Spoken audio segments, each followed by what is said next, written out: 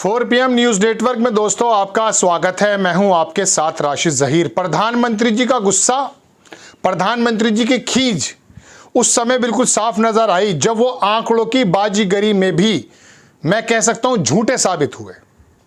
आपको मालूम है कल से एक वीडियो बहुत ज्यादा सर्कुलेट कर रहा है। प्रधानमंत्री जी विपक्ष पर इतना हमलावर हुए कि कारगिल दिवस पर जाकर के विपक्ष को नहीं भूले, कारगिल की बात याद कर लेते ज्यादा बेहतर था। किस प्रकार से पाकिस्तान को धूल चटाई थी ऑपरेशन विजय के अंतर्गत अटल बिहारी वाजपेयी की सरकार ने, उनको वो बेहतर था, या किस तरह से लोगों ने बलिदान दिया था वो बेहतर था। लेकिन वहां पर भी उन्होंने विपक्ष को ही कोसा और कोसते समय ये भूल गए कि अंक गणित क्या चीज होती है। मैं आपको छोटा सा वीडियो पहले प्रधानमंत्री जी का दिखाऊंगा जरूर दोस्तों, लेकिन उससे पहले मैं आपको कुछ और बताना चाहता हूं। पूरी दुनिया जान चुकी है कि अग्निवीर की सर्विस लाइफ 4 साल की है, 4 साल की है ना। और झगड़ा यह है कि जब वो 4 साल के बाद रिटायर होता है उसको कोई पेंशन नहीं मिलेगी। अगर आप पेंशन कह देते हैं तो सारा झगड़ा ही खत्म हो जाता है। 4 साल के बाद जब वो रिटायर होकर जाता है 14-15 लाख रुपए की रकम जो उसकी तनख्वाह में से ही काटी जाती है, उसमें आप कुछ जोड़कर उसे दे देते हैं, कह देते हैं कि जाइए कुछ काम कर लीजिए, कहीं सिक्योरिटी गार्ड बन जाइए। हाँ, इसमें कोई दो राय नहीं कि 10%, 5% के करीब आरक्षण की बात अब आई है। योगी आदित्यनाथ ने भी कहा कि पीएससी के अंदर कुछ % आरक्षण देंगे। ये अग्निवीर का जितना भी बल है लगभग 75,000, 45,000, 50,000, उसका 25% तो रह जाएगा नौकरी में, बाकी कहां जाएंगे। मोदी जी बता रहे हैं कि साहब इतना बड़ा झूठ फैला रहा है विपक्ष। वो ये कहता है कि रिटायरमेंट के बाद मैं पेंशन बचाने की बात कर रहा हूं। अरे वो रिटायर होंगे 2000 उसमें जाकर के जब मोदी 105 साल का हो जाएगा। आज अगर मोदी काल में भर्ती होंगे तो जाकर के 35 साल में, 30 साल में जब भी क्या होगा, तो कह रहे हैं जब तो मोदी हो जाएगा मोदी पेंशन को फेस ही नहीं करेगा। अरे कार्यकाल जो है ना महामहिम अग्निवीर का 4 साल का है। आप पहले छोटा सा वीडियो देखें, उसके बाद मैं आपको बताऊंगा कि इनके अग्निवीर के साथ क्या प्रॉब्लम्स हैं। वो तो पूरा देश जानता है, लेकिन वो रशिया आपसे ज्यादा पैसे तो वो देने को तैयार है सिक्योरिटी ऑफिसर को लेकर के। आप छोटा सा वीडियो पहले मोदी जी का देखें। कुछ लोगों की समझ को क्या हुआ है, उनकी सोच को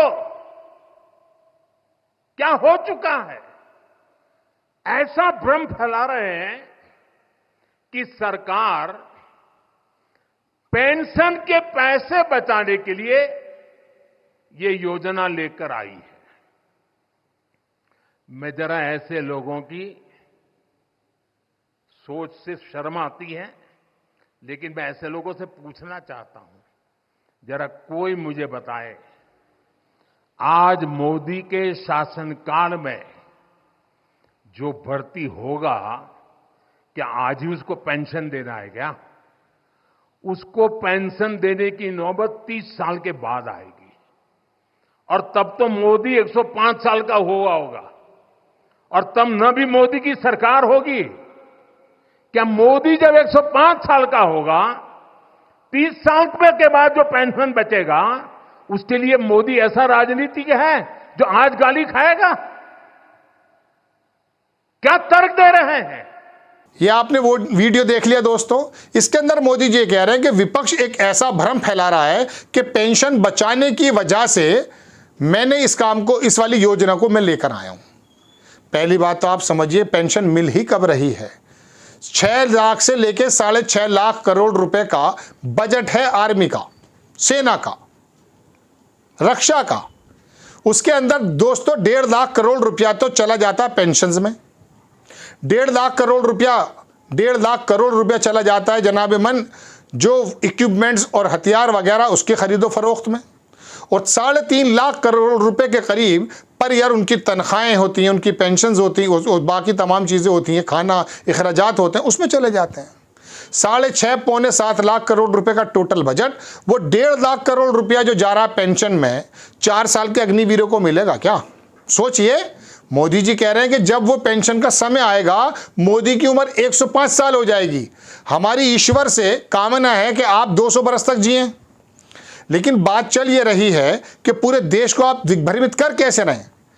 4 साल के बाद जब वो रिटायर हो जा रहा है, रिटायर ही हो जा रहा है वो सेना से, 25% के बाद जो बाकी 45% या 34,000 या 35,000 ही मानकर चलिए जो बल निकलेगा, उसको आपने कह दिया बाकी तमाम जगहों में हम 10% समायोजन कर लेंगे।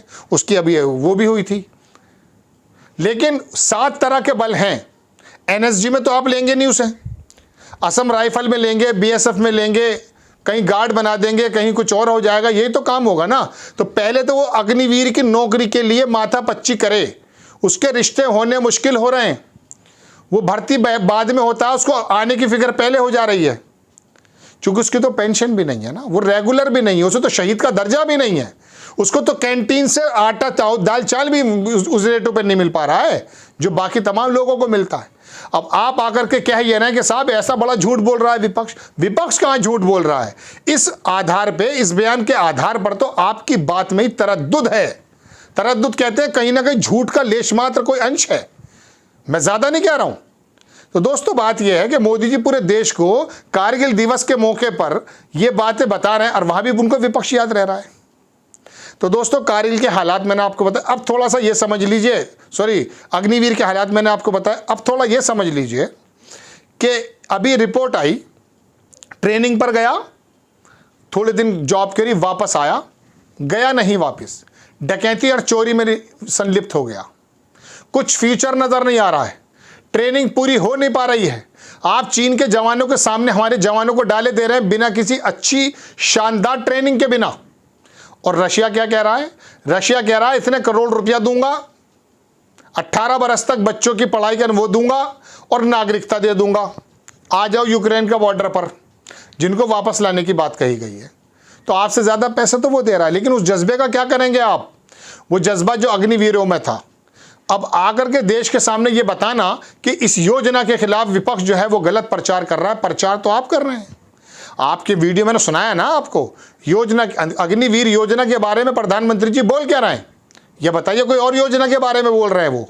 कारगिल दिवस के मौके पर आपने याद नहीं किया उनको, अब वो मौका है यार। लेकिन बहरहाल दोस्तों बात यह कि जब विपक्ष ने हालात ही ऐसे क्रिएट कर दिए, 24 घंटे सुबह शाम विपक्ष के नेता राहुल गांधी, विपक्ष के नेता राहुल गांधी ये नजर आ रहे हैं, तो क्या किया जा सकता है?